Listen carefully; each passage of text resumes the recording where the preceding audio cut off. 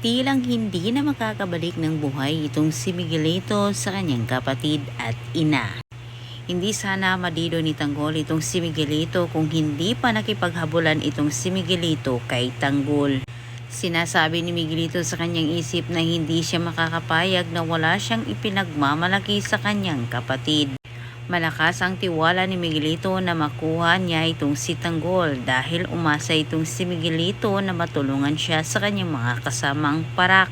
Ngunit taliwas ang nangyari sa kanyang inasahan. At samantala sa kabilang banda, si Mando ang nagsabi kay Marites na si Rigor ang nakadido kay Santino. Kahit nanggagalaiti sa galit itong si Marites at muli naman siyang lumitaw sa kanilang tahanan sa Dimas. Walang takot na napakita itong si Marites at Tinding kay Rigor. Ang mag-asawa ay nagsumbatan. Hindi rin inamin ni Rigor na siya ang nakadido kay Santino.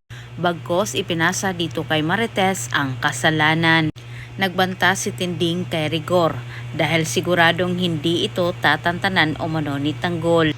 Hinihintay din ni Rigor na mangyari ang sinasabi ni Tinding. Bagkos sinabi din niya kay Marites at Tinding.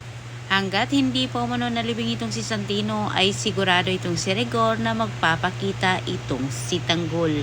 At samantala sa kabilang banda, nangyari na ang matagal nang inaasam-asam ni Tanggol ang mabigyan ng hustisya ang pagkawala ni David.